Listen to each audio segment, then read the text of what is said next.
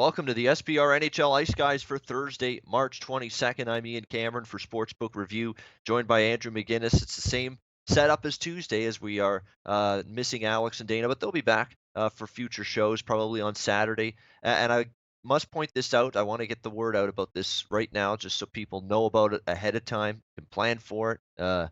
We will be having, and the popular demand, people have always asked, is there ever going to be a time you're going to do more than 3 shows a week? We're finally going to deliver on that promise. Next week, we're going to have a special additional bonus episode of the NHL Ice Guys on Monday, March the 26th, 9 a.m. Eastern Time. Why did we choose Monday? Because if you look ahead to that Monday, March 26th hockey card, it is a bigger card than normal for Monday. We're looking at 8 to 10 games, I believe, on that Monday. So we are going to have an additional show.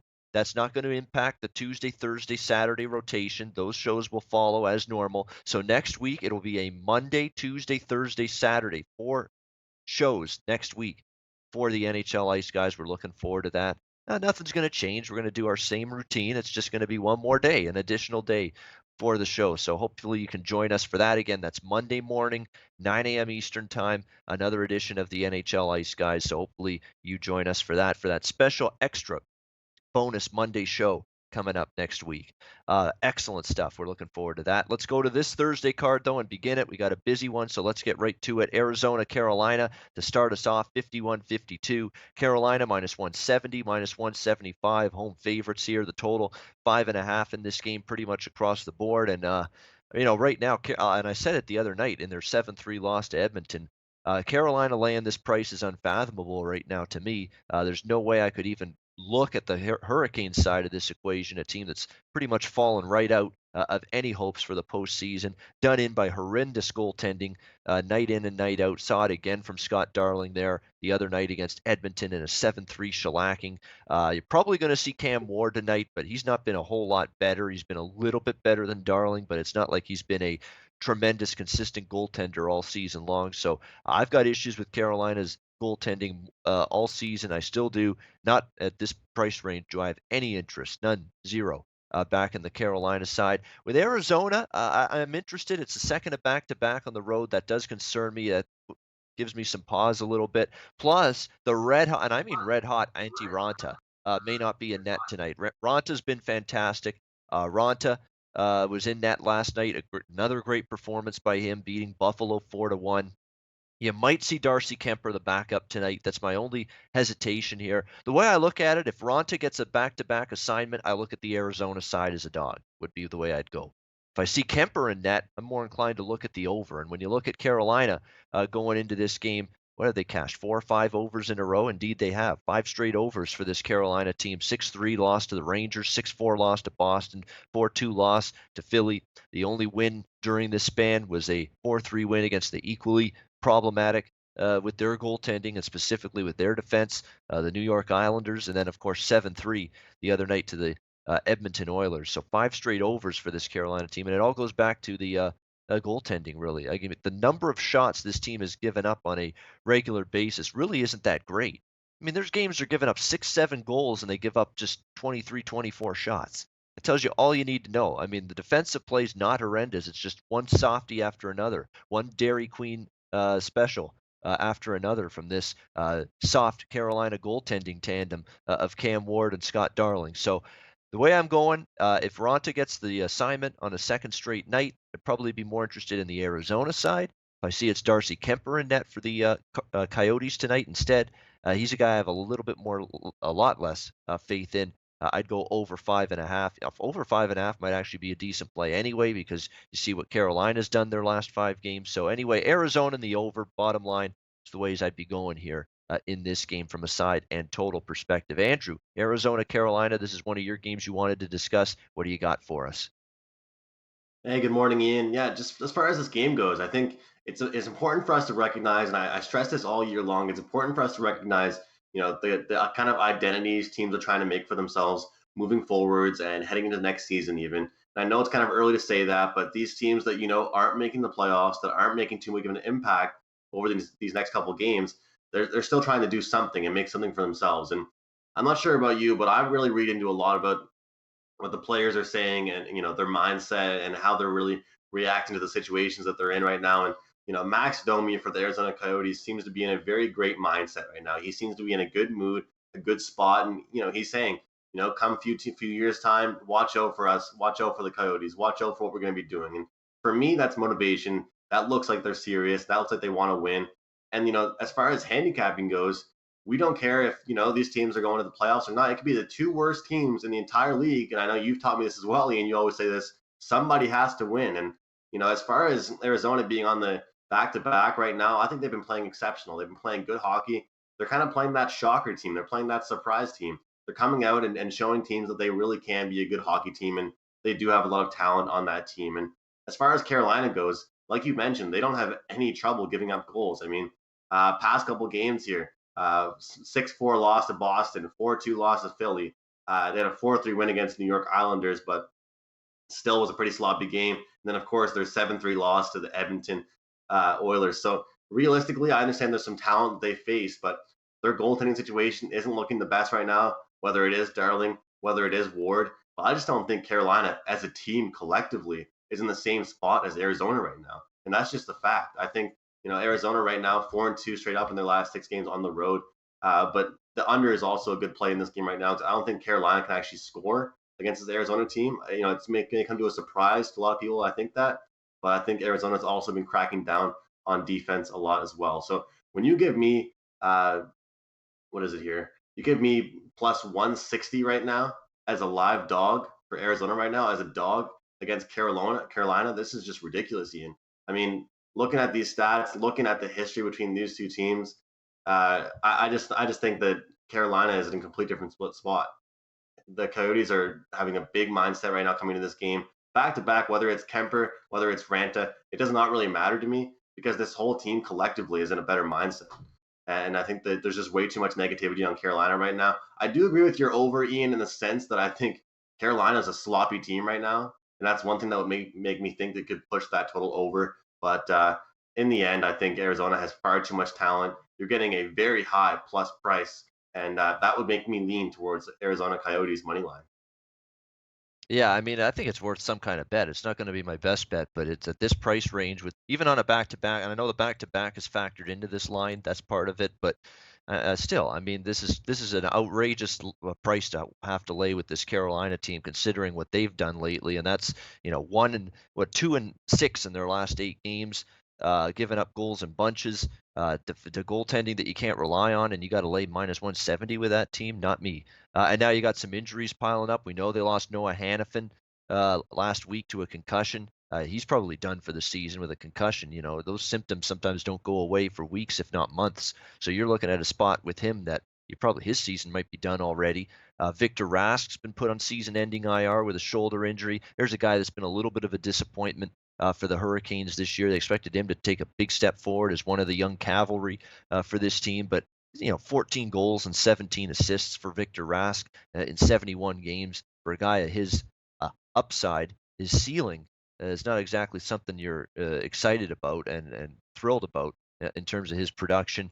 Brett Pesce on the blue line's also out now, ruled out for the rest of the season with a shoulder injury. So they got some injuries now mounting for Carolina. You're going to see even more AHL call-ups in the lineup now for this Hurricanes team, and usually that means you're going to get more mistakes on the ice defensively. So as good and rock solid as the defense is, uh, this could shake it a little bit. Some of these injuries, you're going to be putting guys into the lineup that you're going to have to call up, like a Valentin Zykov, who's just been called up by the Carolina Hurricanes. So that could make this shot total that they give up on a nightly basis go up, and that could make the goaltending even worse than it's already been. So very tricky right now for Carolina defensively in terms of the goals against. So for me, I'm leaning Arizona and the over. Over only if Kemper's in. I don't know if I want much of an over with Ranta. Ranta's been really, really solid lately for the Arizona Coyotes. Really played strong in net. It's clearly shown he maybe has a number one in him. Then he's played like one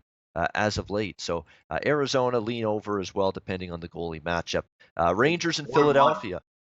4-1 in the last five in Carolina as well. So if you can get that 5.5, like you said, if Renta is not in nets, Carolina could get a couple in themselves, and it could be an easy casher because even though they're pretty tired, Coyotes are scoring right now, Ian. They are. I mean, Arizona's offense has been very good. 9 goals in the last 2 games against Buffalo and Calgary. Uh, Fired shots on goal, 30-plus shots, 3 of those last 4 games. So, yeah, Arizona's generating chances, and that tells you when a bottom feeder team is generating 30-plus shots on a nightly basis, that tells me the effort is there. There's still some desire to want to win some hockey games, and you're seeing that with Arizona. They've had a nice, solid 6-4 run over their last 10 games. We've got Rangers Philly, our next game, 53-54 here. Philadelphia laying a big price tag here, about minus 210 to as high as minus 230 if you go to bookmaker Chris and 5 dimes. So big price here on the Flyers against the another defensively challenged hockey team, the New York Rangers. Total 6 shaded to the under. I got to go over again in this game. Actually, this is the over I like a lot more even than the Arizona game. The Rangers are an over machine right now. You see it night in and night out. What are they giving up? 4 or 5 goals a night. That's not good. Rangers have been an overcashing machine lately as a result. I've talked about it. We talked about this in previous shows. This blue line's got nobody on it that you recognize outside of Mark Stahl. He's really the only blue liner on this Rangers back end that you see as a bona fide regular in the NHL, and Brady Shea too. Brady Shea's been there for a while. Outside of that, you got your Neil Pionks, Ryan Spruills, Rob O'Gara's, John Gilmore's. I mean, it's just it's just a absolute carnival act back there on the blue line right now for the New York Rangers. I mean, so just a bunch of guys that have been called up from the AHL. They're making mistakes, turning the puck over, not giving the Henrik Lundqvists and the Alexander Georgievs of the world much help, much support. And as a result, like I say, the New York Rangers just night in, night out, you're seeing them pretty much be a shoe-in, the New York Rangers to give up 3 goals, if not 4 or 5.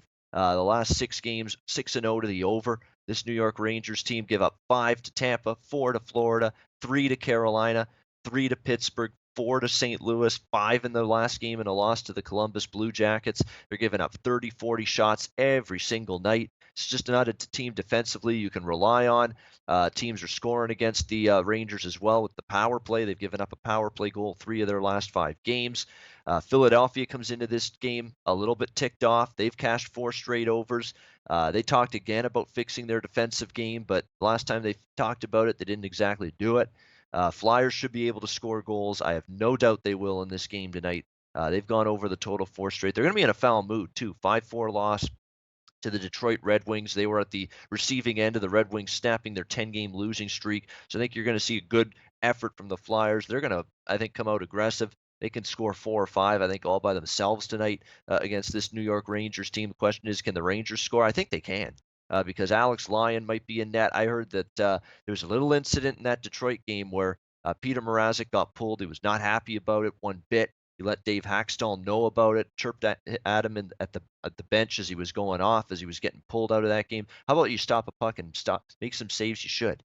I mean, you got to think about it that way. I mean, he had to be a whole lot better. There were a couple goals there that shouldn't have went in past Peter Mrazek, and they did. Maybe he was just a little bit too geared up, too fired up to play his old team for the first time. But you know what? If you're going to play like that and then get pulled and have something to say about it, that's not the time. I could see getting pulled if, it's in off a skate, deflection, someone turns it over right in front of me. I got no chance, but there were 1, if not 2 Detroit goals that were stoppable pucks for Peter Mrazek. So I've got no You're telling problem with, me. with Dave Haxtell pulling him. So because of the fact he did not play good enough that night and he's going to yell about getting pulled, shut your yap, please. You got to be Yep. better. That's all there is to it. And that's been Peter Mrazek's whole problem.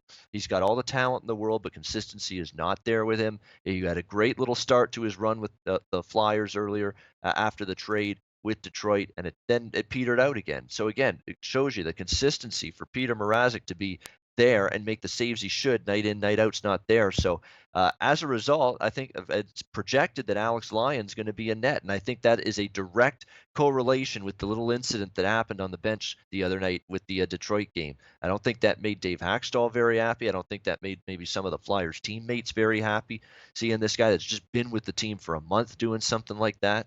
I would not be surprised to see Alex Lyon. Unfortunately, that may not be a great upgrade from Peter Mrazek in net because I don't trust Alex Lyon either. His numbers are a little shaky on the season. So when it's all said and done, Over 6 for me in this game. Stuck out like a sore thumb right when I saw the Thursday card and saw the matchups, saw the numbers. Absolutely knew I'd be on the over here. Rangers and Flyers. Andrew, Rangers Flyers, I believe. Did you want to talk about this game? No, I'll let you talk about it anyway. What do you think about Mrazek and what happened the other night? Well, it's funny, like hearing you talk about that, Ian, makes me really think about the mental aspect of a guy being on a team, and just recently, right? He's only been there for a month, like you mentioned. I think that it definitely does spark an over. I think coming in at the same time, the only thing that really does worry me is that there is a tiny, tiny chance that Lion could come in and see, like, oh man, this is a spot for me to kind of show off here and show that I am worthy of being a goaltender as well on this team. And that's the only thing that really would worry me about that. But at the same time, I don't think that's right at all. I don't think Mrazek deserves that. I don't think that he should be acting like that whatsoever. I talked about it on Tuesday's show. You guys know I was liking that really high plus money price. I had a little juice on that Philly puck line, and it collapsed on me. To be quite honest with you, I'll completely own it. I'll sit here and say that I took the wrong spot, but I think a couple of those opportunities just weren't there. I think that Mrazek literally, Ian, might have been in his own head a little bit. He was a little bit too jumpy, a little bit too excited to play his old team. And I don't care if anyone's going to say, Ian, that he was not excited for that game, that did not mean anything to him, because it really did seem to mean something to him. And the way he performed, getting off and getting pulled, it looks bad on your teammates. It looks bad just as a teammate and yourself. But as a goaltender, you have to show you can be calm. You have to show you can be collective, and you got to be able to bounce back. So it does not come to a surprise to me. We might see Lion tonight, and I don't blame you whatsoever for looking at the over in this game. And from what it looks to me so far, I said yesterday, I tweeted out, yesterday looks like a pretty big under day. So far for you and I, Ian, looks like a pretty big over day. Yeah, yesterday was an under day. Actually, I didn't like many overs. The one over I liked was Arizona Buffalo, and it just barely missed 4-1. Arizona did their part, Buffalo did not, and Toronto was a big reason why. Pittsburgh also went over, but other than that, uh, that was it. I mean, the late games, Anaheim, Calgary stayed well under. Boston, St. Louis was a no sweat under yesterday. So a couple of those ended up staying under the total. This one will not. I'd be shocked if this one stays under the total, because I think Philly's going to get theirs. It's a question of, can the Rangers score a couple, and usually they can. You look at the Rangers offensively. Their power play has actually been very good. Like I said, Ryan Spooner settling in. Mika Zibanejad's been great. There's still some people that can put a puck in the net on this New York Ranger team, for as bad as their defense is. Kreider, Fost, Zuccarello is still there. So you got people that can still finish on this team. Nemesnikov coming over from Tampa in that Ryan McDonagh deal. So from that standpoint, there's still people that are scoring for this Rangers team. You look at their recent offensive form, New York. They've scored 3, 3, 4, and 6, and 3, 3 before that. They've scored 3 or more Rangers in 6 straight games. 3 goals or more for the Rangers. So the offense is still there. Power play's really clicking. Power play for the New York Rangers has scored 6 times in the last 4 games. Flyers PK has been good the last 4 games, but Rangers power play hot. You look at the recent series history since April 2017, 3 straight overs, 4-3, 5-1, 7-4. So yeah, over 6 for me. No brainer coming into the card today that I'd be on Yeah. this for sure. Yeah. Just a quick point here, just because you brought up last night's games, and I was talking about the under from last night. I have to say, and I got to get your quick thoughts on this. I know we're talking about today's card, but yesterday, that game with Pittsburgh and Montreal, I mean, obviously those are two teams on different opposite ends of the spectrum, and two teams going in complete different directions. I mean, it's the Habs, bottom of the barrel, playing the defending back-to-back Stanley Cup champions. But I have to get your opinion on this, and I got to tell you, Carey Price coming back, the history he's had when he came back, how strong he usually comes back from injury. He said he wouldn't be coming back if he wasn't healthy, if he wasn't ready to be there for his team, if he wasn't ready to perform. I got to say, that defense was absolute garbage. Price did not really play an exceptional game either as well, and his whole team didn't really perform for him. If I'm a Montreal Canadian defender, I don't care who's out there. Right now, there's so many names you barely recognize, and then there's guys like Jordy Ben that don't even belong out there.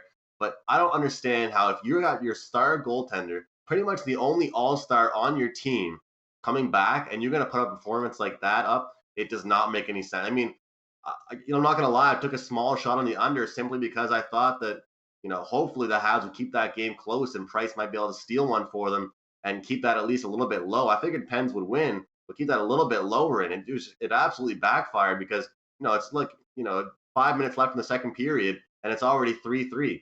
And I don't blame half that on Price either.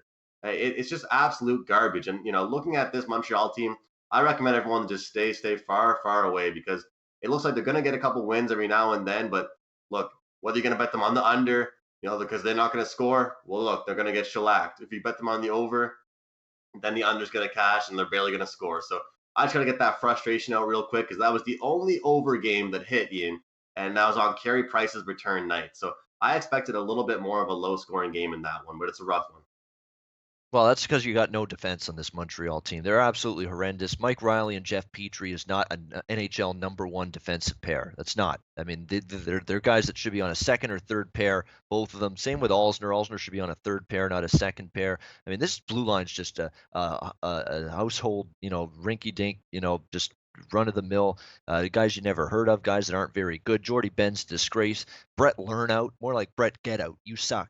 I mean, it's just absolutely ridiculous how bad this Montreal blue line is. And you're right. I saw that game. It was nobody knew what to do with the puck. They wanted to get it off their stick quickly, even if it was over to a black jersey, a Pittsburgh jersey. They just wanted to get rid of the puck. I don't want this on my stick. Here you go, and give away Central. And Crosby with a beautiful hand-eye coordination goal as well last night. If you didn't see it, absolutely spectacular stuff from him to tie that game. In the second period, his goal was outstanding. But yeah, that's Montreal, a shit show waiting to happen on a nightly basis right now. Florida, Columbus, 55-56. 135, 140. Columbus has home chalk here. The total 5.5 in this game. A very good game because Columbus surging right now. There's no way I'm stepping in front of this Jackets train at this point in time. Florida, though, needs points in a desperate way. They're playing pretty good hockey, too. Had a nice, win the other night against the Ottawa Senators. Took care of business, thumped them, pummeled them, beat a team you should beat, and they did. Florida obviously trying to track down New Jersey for that final playoff spot. Got some help from the San Jose Sharks the other night, which beat the New Jersey Devils. So it keeps Florida just 3 points back, right within striking distance of this New Jersey Devils team. So every game now is pivotal for them. They are going to come out. They should come out every game like they need it. They should come out every game like, hey, we got to look at this as a game we got to get. Not going to be easy, though, against this Columbus team. So I have no interest at all stepping in front of Columbus. They are playing great. Sergei Bobrovsky's been excellent for the last couple of weeks. They're finally getting their goal-scoring contributions from different sources on this hockey team. You look at this Jacket squad. They've got guys that were in droughts that are starting to get going. Boone Jenner, who's had a bit of an up-and-down season, he's playing at a very high level right now for this team. Cam Atkinson's healthy. He's scoring. Artemi Panarin has had a really good run putting the puck in the net lately. You think the Chicago Blackhawks missed him? Stupid, getting rid of him. And Artemi Panarin's been absolutely fantastic for the Jackets, particularly as of late. Sonny Milano, he's a guy that stepped up, scored some big goals. Oliver Bjorkstrand's hit the score sheet. There's a lot of Wenberg scored the other night. So Vanek even has been pretty good since he's come over. He's a limited player. He's not going to back check for you. He's not going to hit anybody. He's not going to be responsible in his own end. But if he's going to get on the score sheet, set people up, score some goals, that's his one use to a hockey team, and he's doing that right now for the Columbus Blue Jackets. So there's a lot to like with the way the Jackets are going right now. I'm not stepping in front of them at this point in time, but Florida needs the win, so I expect a good effort from them. I'm not betting this game from a side or totals perspective, but it should be a good one. Panthers and Jackets here tonight. Andrew, what's your take? Yeah, well, it's funny. I mean, the elephant in the room, we all know that the Blue Jackets are 9-0 in the last night overall. They're playing exceptional hockey right now, but the difference for me looking at this team right now is that they're actually being able to put up high numbers. They're looking like they could actually be a team that can compete on a high scoring game level and also on a low scoring game level. And Florida right now averaging 3.08 goals per game.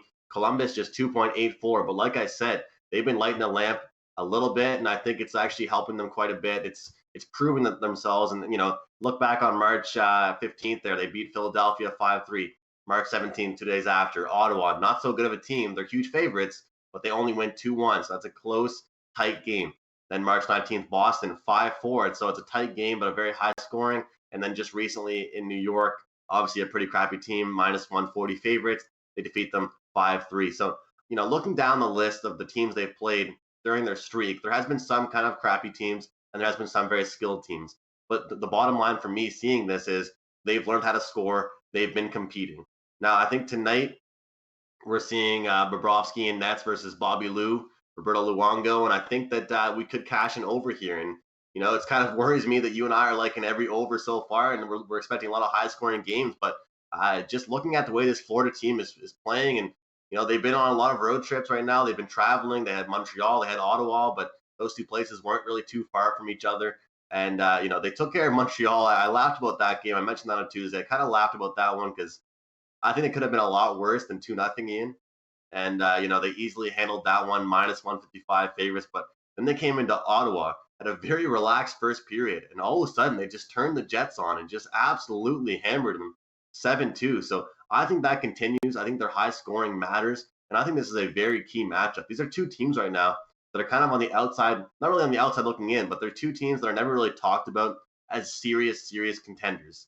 And that's one thing that, I'm always thinking about. Everyone sees Columbus go to the playoffs, Ian. Who do they always get knocked out by? The Pittsburgh Penguins, the back-to-back defending Stanley Cup champions. So in order to get taken seriously, we got to see this Columbus team win serious games and win big games, not just beat shitty teams, not just beat teams we already know they can beat. So for me, I'm not going to take a side either, Ian. I kind of was thinking that Columbus's streak could end tonight. I'm leaning on Florida, but at that 5.5 number, seeing the way these two teams are playing, Florida looking so good on the road right now, and Columbus heading back home. Total has gone over in 7 of Florida's last 9 games on the road, specifically. I think this will be fine. I mean, the record, the history speaks that the under between these two teams in Columbus is kind of a hot topic. But look, the way these two teams are both playing right now, you see there's a lot of success for both teams. Just as far as the records against each other and the records recently, you're looking at covers right now. I'm looking at covers.com and the NHL matchups. They're both hot. I mean, Panthers 6-0 in the last 6 versus Metropolitan, 5-0 in their last 5 Thursday games. And then look over at Columbus, 4-0 in the last 4 versus the Atlantic. Like I mentioned, they're 9-0 in the last 9 overall. But most importantly, they're 7-0 in the last 7 games playing on one day's rest. And I know that's kind of really not really the biggest stat for you right now because obviously they're on a massive streak. But to me, that's important. Being able to play on rest, being able to play on back-to-backs, etc. So overall, I'm looking at the over in this game at 5.5. I think this should be an easy cash. One of my favorite overs on the night, actually, Ian.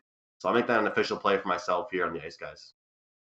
Yeah, I mean, I think the total could go either way here. I mean, four. I know Columbus has cashed 4 overs in their last 5 games. They've definitely been scoring. I mean, Artemi Panarin, 22 points in his last 16 games, had a hat trick the other night. He's been absolutely incredible lately for the Jackets. Jackets do tend to play a little bit more tighter and conservative at home, believe it or not, though. The 23 unders to 14 overs on home ice this year for the Columbus Blue Jackets. So it's interesting. And you got 2 goalies that are playing pretty good, too. So you're going to need some good production tonight to get this one over. I'm not betting the game either way in the end side or total, but it's a tricky one, I think, personally for me from a totals perspective. But good luck, Andrew. Good luck with the over there. 5.5 tonight. Florida taking on Columbus. That's one of the better games on the night for sure. I'm looking forward to seeing that one. Tampa Bay, New York Islanders. 57-58. We've got Tampa minus 180. Total 6.5 here, shaded to the over minus 115. There's another game that on paper should go over. Really should, even though it's 6.5. We got Tampa Bay that should be able to come alive offensively against this Islanders team. But on the flip side, Islanders we know still offensively capable. From what I remember, obviously we remember the Lightning and Islanders recently played in the postseason against one another last year. It's been pretty high scoring a lot of the games, no question about that. The 2 regular season meetings this year, Tampa and the Islanders were 5-3 and 6-2 hockey games, so both of them went over the total. Certainly for me, 6.5, even at that number, I'm leaning over. I don't love the number. I don't love the even 6.5, and I got to go over at minus 115. I've got to lay a price too at 6.5. I mean, that tells you how pricey this total is, but I still think it's got a decent chance to get there. You look at the New York Islanders that have once again had issues with goal prevention the last few games. 7 given up to Washington, 6 given up in the rematch against Washington, 4 given up to Carolina. They did win 4-1 against Pittsburgh the other night, but 37 shots allowed. Gibson had to be heroic in net for the New York Islanders. We'll see if he's back in between the pipes tonight, but I think it's going to be a challenge for the New York Islanders to keep this Tampa Bay Lightning potent offense in check. Especially when you look at the situation. And it's another thing to keep in mind that Ryan Callahan suffered an injury the other night in the game against Toronto for the Lightning, and he matters a lot more defensively to the Tampa Bay Lightning than he does offensively. His penalty killing, his shot blocking. In terms of shot blocking, I've never seen a guy sacrifice himself as much, to get down, block a shot than Ryan Callahan over the years. So not having him there is going to make, I think, Tampa Bay a little bit more of a worse team defensively moving forward. So that's another case I would make for this game maybe getting up and over the total. It's never easy 6.5, and I understand that, but I think it could still get there. You got to ask yourself, can both teams get to 3? And that's what'll cash your ticket. If you get a 3-3 hockey game, you're going to win if you bet over 6.5. And the Islanders can, because we've seen Tampa Bay not exactly be stout defensively of late. I think, as I've said before on past shows, I think Vasilevsky's a little tired, a little worn down. I don't think you're seeing his best necessarily at this stage of the season. So I think this is a game that could still get up and over that 6.5 threshold. Lightning and Islanders tonight. Andrew, this is also on your card. Bolts and Isles tonight in Brooklyn. What do you see happening? Well, I just wanted to say real quick, I don't have anything really too much on this, but I kind of just had to mention. I mean, when you look at these two teams, you know what to expect. Instantly, your gut reaction is these are two high flying, high scoring teams that know how to put the puck in the back of the net. They've got two good goaltenders, but sometimes that doesn't really matter. And for me, looking at this 6.5, Ian, if it wasn't a 6.5, I really wouldn't feel this way. But to be quite honest with you, I have a gut feeling this could stay a little bit under the total. I just think that, with Halak and Vasilevsky, the talent that they have, I know you're saying, I understand what you're saying, Ian, that Vasilevsky feels like he's been overworked, that he's been playing a lot this year. And heading into the playoffs, he will need to be rested and be ready to go. But the fact is, for me, I think, these two squads, they can play some defense. And the fact is, there's going to be a lot of compete level. This game is one of those games, like I mentioned with Florida and Columbus, where it's a very serious game. It's a game to be taken seriously. It's two solid teams going at it. And I think sometimes that means a lot of neutral ice time, means a lot of time behind the net. And it means a lot of face-offs and a lot of stoppages of play, hopefully a lot of penalties. Both these teams' penalty kills are all right. But I just personally think that these two goalies have the talent to keep this under 6.5 goals. But, between these two teams, obviously it could go over the total. There's lots of talent here. But for me, I've kind of my small little lean on this game. Simply because the goaltender's talent, and it is a key matchup, so they should be able to keep it under 6.5 goals. Yeah, I mean, the last Islander game was 4-1. With the Pittsburgh Penguins, no question about that. I mean, it's still concern for me the New York Islanders giving up 30-plus shots, but Christopher Gibson's the guy that's come in and actually been their best goalie of late. It's not been Halak, and it's obviously not been the injured Thomas Greiss, who's been out for a while with that lower body injury. I mean, Chris Gibson has come up and stolen a few games for the Islanders, and also kept some of these games under the total. So for me, this is a lean at this point in time. This is certainly not anywhere close to best bet. It'll be a small bet probably. We'll see what the goaltending situation is closer to puck drop. See who's in net for the Islanders. You'll get Bass for the Tampa Bay Lightning. Vasilevsky will be in there. The question is, who do the Islanders go with? Gibson was excellent against Pittsburgh. They might give him another shot. Washington, Detroit, 59-60. Washington minus 165. Total 5.5. Shaded to the over, minus 115. When a team like Detroit not going anywhere, 10-game losing streak, they were playing horrible hockey. They finally win a game. I don't like to go against them that next game. Maybe it gets everybody's spirits up at practice the next day, gets their juices flowing a bit more the next game. So, and obviously minus 165 on the road is never a price I'm looking to back any team, regardless of how the mismatch is. If for some reason not if for some reason, they can obviously win this game by 2 or more goals. But if you like Washington, you obviously have to play the puck line here, or you leave this game alone. To me, I'm out of this game totally. I mean, Detroit might have a little extra something tonight. They finally got that 10-game losing streak snapped. Maybe they feel a little bit more confident coming into this game. Enough that I'm worried. I'm worried about that enough that I'm not willing to go with Washington here, either money line or puck line. So this is a pass for me. Andrew, what do you see here with the Caps and the Red Wings? Yeah, obviously I do agree with you, Ian. If you do like Washington, the play would have to be on the puck line. But I like how you kind of segued me into that, because what you're saying is very true. You don't really want to go against a team that finally got that win, and It was kind of an interesting win, obviously, with Mrazek and all that stuff going on. I just think personally, this game could go over the total again, and we're kind of sound like a broken record right now. But sometimes that just does happen, and that is the way we see games. But I think that Detroit kind of get that spark, they get that motivation the next day in practice. They're kind of feeling okay. And you know what? I said this last time, and I'm gonna say it again.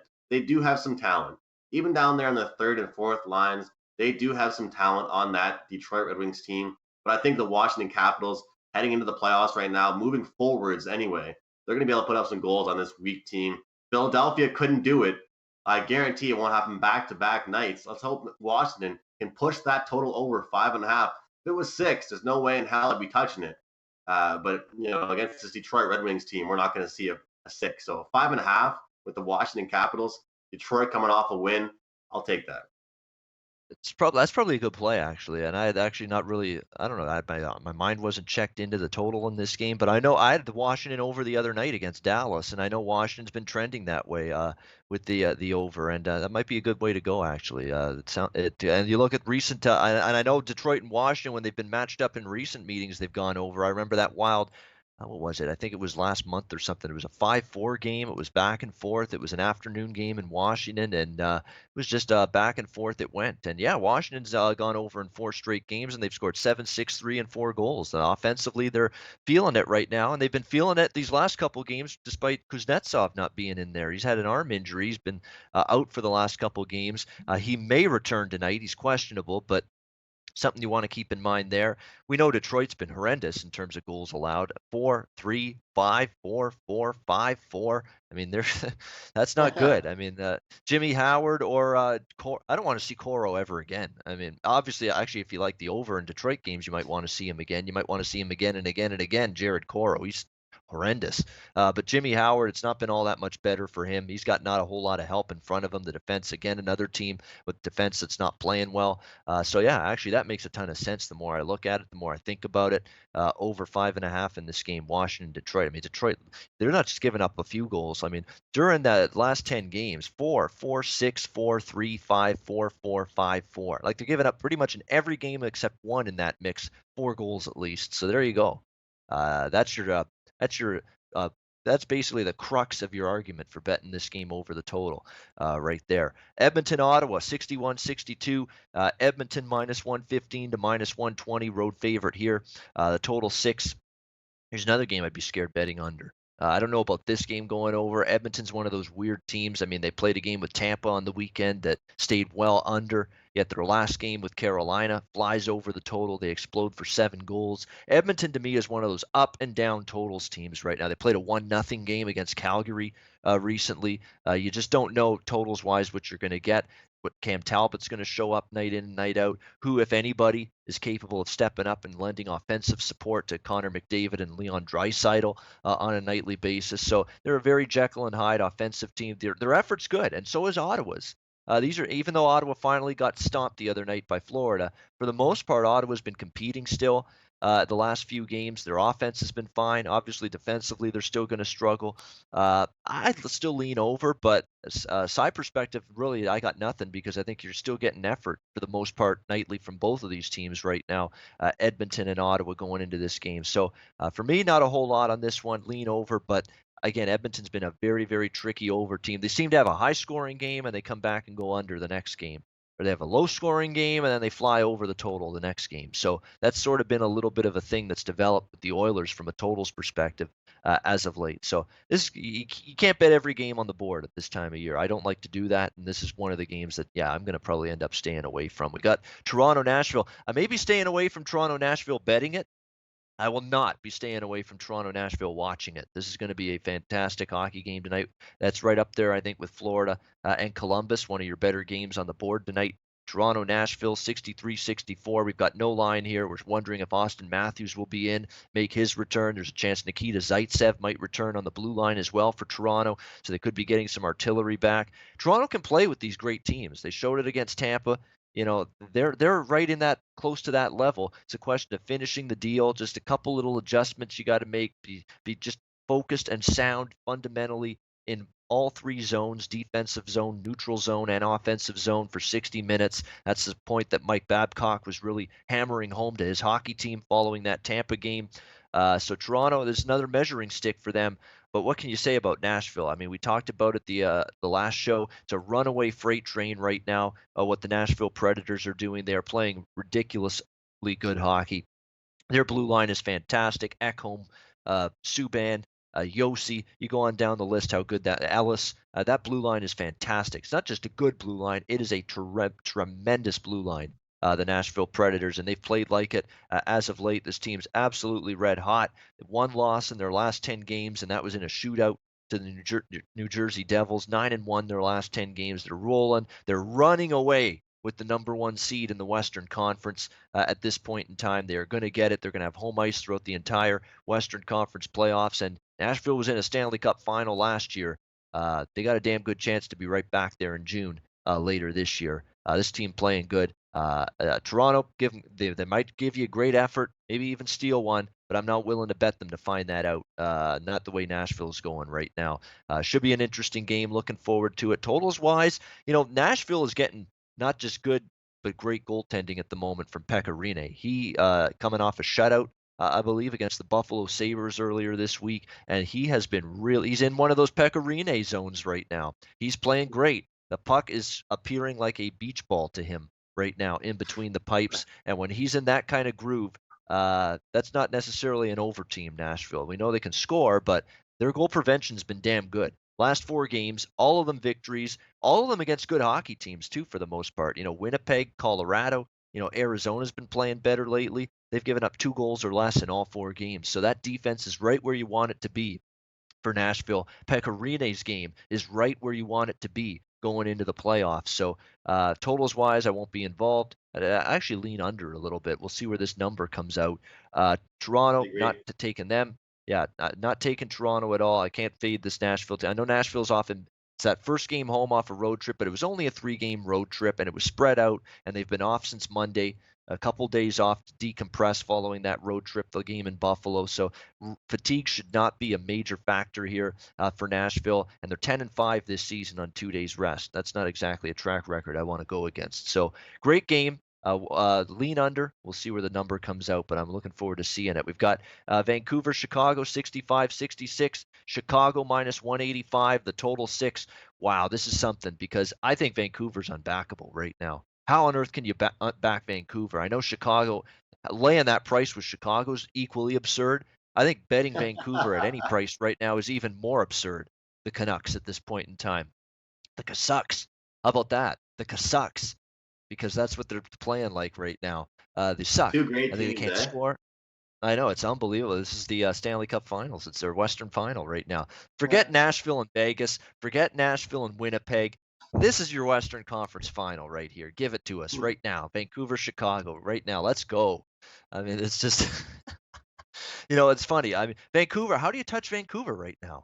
I mean, this is a team that's been shut out in 4 of their last 5 games? Something along those lines. Well, they did actually score a late goal against the Vegas Golden Knights the other night to lose only 4-1 in that game. And they scored 3 against San Jose, but they give up 5. Prior to that, they got shut out in 3 straight games by Anaheim, LA, and Arizona. They've lost 7 games in a row. It's clearly, if there's a tank nation team in the NHL right now, it might be this Vancouver team.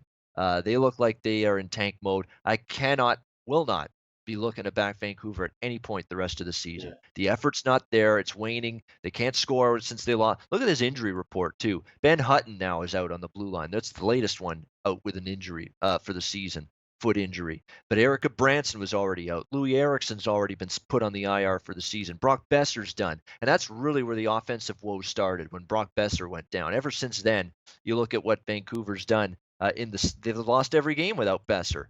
Since he went down. 1 goal, 2 goals, 0, 0, 0, 3, 1. No offense, none to be had whatsoever. Yeah, for this Vancouver team. He's been out. Marcus Granlund's out. Brandon Gauntz is out. I mean, everybody. It's Sven Berchi. I mean, this is a banged up, beleaguered hockey team, Vancouver. There's no way I could back them here. But it's hard to stomach. I mean, playing minus But Ian, 180 with Chicago, it minus really is. 185 though is ridiculous. I mean, like you mentioned, With Chicago? what's more Yep. ridiculous, the minus 185 with them or the plus 165 with Vancouver? I mean, you're not going to take either of them. It's just ridiculous. I don't know what to look. I saw someone in the chat mention team totals. I've been really these days, I've been looking at that a lot more, especially the later half of the season. When you got two bummy teams like this, you can look at team totals. You might be able to catch a little small over, or you can catch a little under on Vancouver tonight, because I'm sure as hell not going to want to look at anyone. I would never support anyone to lay minus 185 with the Blackhawks. And I don't know about you, Ian, but are you going to advise anyone to take a puck line with the Blackhawks either? I wouldn't. No, do you know what? I would honestly take Chicago puck line before I take Vancouver money line. Being totally Yeah, yeah. honest, that's what I would do here. At least Chicago can score a little bit. I need to back a team that can put a puck in the net. At least Chicago can do that sometimes. They scored 4 against St. Louis, but they lost in overtime. 3 against Buffalo, 2 against. At least they're scoring some goals a little bit and getting some opportunity. And they had 45 shots the other night against Colorado, even though they lost 5-1. And the reason why is because of Varlamov, and I said that before that game. That was the best bet, by the way, for me on that show, which was good to see. 45 shots against Semyon Varlamov. And Varlamov's been terrific lately, so not surprising to see him put up a brick wall there. So Chicago had chances. Chicago has the chance to score some goals tonight, I think. Maybe Chicago team total over, Vancouver team total under. Rather than take Chicago puck line or Vancouver money line, go team totals. Maybe you bet Chicago over, you bet Vancouver under, or maybe maybe you bet both teams under. Who knows? But definitely for me, this is a crazy game because to me, I'm looking to fade Vancouver every time. I still think the puck line's not a crazy option. I mean, you look at the recent losses, for Vancouver, 5-2. They had a 1-0 loss, but then after that, 3-0, 3-0, 5-3, 4-1. The puck line is cashed every time the last 4 games against Vancouver. If you've laid the goal and a half against Vancouver. Question is, can Chicago do that? The teams that were doing that were LA, Anaheim, San Jose, and Vegas. All much better teams than Chicago. So that's your conundrum. Fascinating game to talk about. I don't think I want much to do with it from a betting standpoint, though, to be honest, in the end. I'm just giving out some leans of what I would do. If I had to, I'd still go Chicago puck line before I go Vancouver money line. Really, Vancouver's that bad right now. LA, Colorado, 67-68. Colorado minus 120. The total 5.5. Across the board. Oh, one last thing about Vancouver too. They're banged up. Look at that injury list for Vancouver. It's loaded with key players too. So again, that's another reason why my endorsement is Chicago puck line for Vancouver money line in that game. This is a good game, really good one too. LA needs the points. They're battling for their playoff lives right now. Current standings, when we look at it, have the LA Kings as the second wild card team at 87 points in the West, only 2 ahead of St. Louis, only 3 ahead of Dallas, 7 ahead of the now. Goodbye. The Flames have been extinguished. Sorry, you guys are done. There's only going to be 2 Canadian teams in the NHL playoffs this year: Toronto and Winnipeg. That's it. 1 in each conference. That's it. So there you go. That's the state of Canadian teams in the playoffs. Just 2 this year, which is, I'm sure, disappointing for CBC and Rogers, without a doubt. But definitely, when you're looking at it in this game, LA coming off a tough loss in overtime against Winnipeg. I was impressed with the young kid, Jack Campbell, in net for the LA Kings. He played great in that in that game against Winnipeg. Kept that game under the total. I know Andrew and I both had a piece of that King Jet under, or over, I should say, the other night. And Jack Campbell was excellent in net for the Kings. Even Comrie wasn't that bad, but Campbell faced a lot more shots, a lot more chances, and he was terrific in net. Gave Jonathan Quick a rest, got a point out of it. Nothing wrong with that. But this is a tricky spot. This is going to be your 3rd road game in 4 nights. Now you're playing in the high altitude, the thin air of Denver, Colorado against this Avalanche team. I'm a little concerned about this for LA. I know they need the points, but so does Colorado. Colorado's just 1 point ahead of LA, trying to stay ahead of them for that first wild card, and trying to stay ahead of St. Louis, Dallas, who are the 2 teams, effectively, really the only 2 teams now that can catch Colorado or LA from behind for one of those wild card spots in the Western Conference. So it's a big game. It's 2 teams neck and neck in the wild card positions in the West, and trying to stay ahead of the Blues and Stars and maintain their positions as wild card teams. But I like the situation for Colorado. It's a little bit less fatigue. I'm worried that 3rd game and 4 nights on the road, travel between games, you could be sucking some dirty pond water, as Pierre Maguire would say. going into this game tonight here. If you're LA, you could be feeling it a little bit. The legs might give out a little bit. It's the end of a long run here on the road for the LA Kings. I think it sets up pretty good for Colorado. And again, you got a red hot goalie in their net right now, and that's Semyon Varlamov, 44 of 45 saves the other night against Chicago in that 5-1 win. He's feeling it. So for me, I like Colorado. I think it sets up well for them. Could be a little bit of a gassed, jet lagged, weary LA Kings team tonight in this game. Even though they want the win, I don't know if physically they're going to be able to meet that want in terms of their performance on the ice. Andrew, Kings and Avalanche for you. What do you got for us? Well, I think looking at their past several games here really speaks to the Colorado Avalanche right now. I want to look back to March 10th. They played Arizona Coyotes, defeat them 5-2. They're minus 173 favorites. Next game, played a Minnesota Wild. They're plus 171 dogs, so almost exact opposite. They defeat them 5-1. And they play the St. Louis Blues. They're plus 145 dogs. They beat them 4-1. But then next day, directly following on that back-to-back, they lose 4-2 to Nashville. Then on the 18th, they're playing Detroit, obviously a pretty shitty team. They defeat them 5-1. Then on the 20th, they play Chicago. What do they beat them by? 5-1.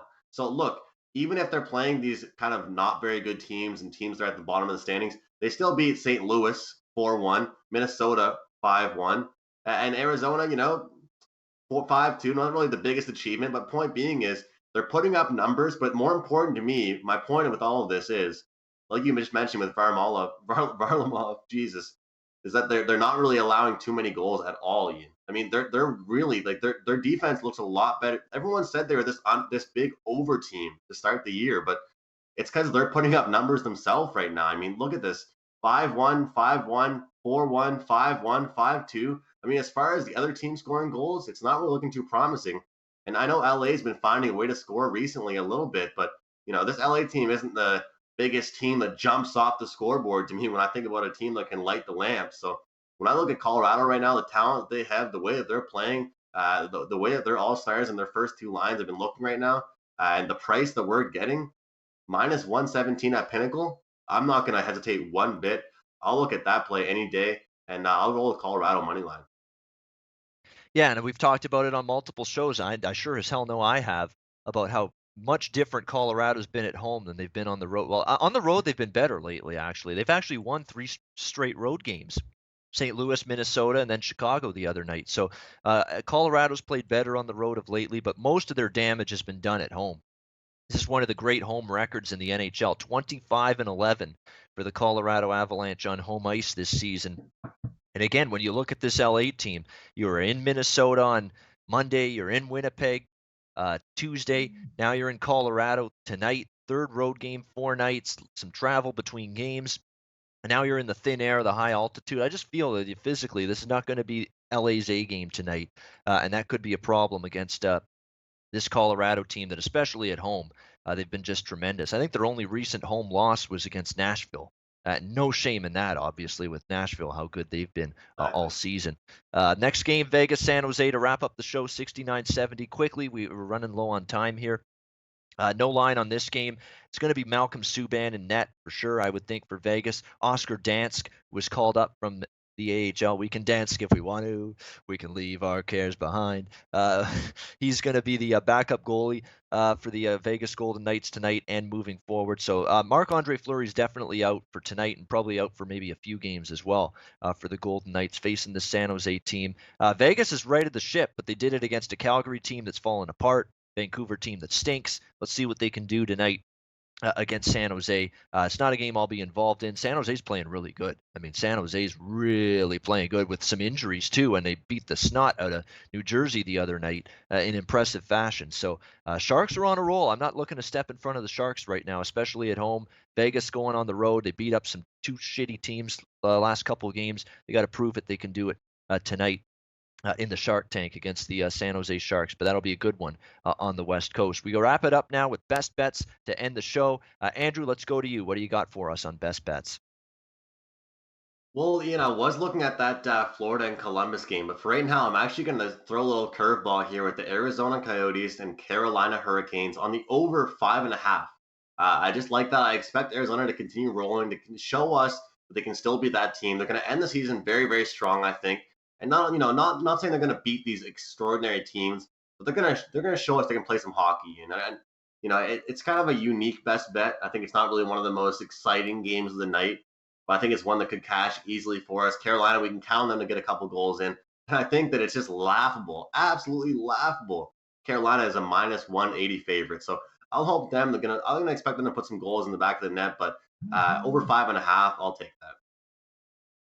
All right, best bet there for Andrew. And for me, it's the one that stood out like a sore thumb from the beginning in this card. We're going to go Rangers Flyers over 6.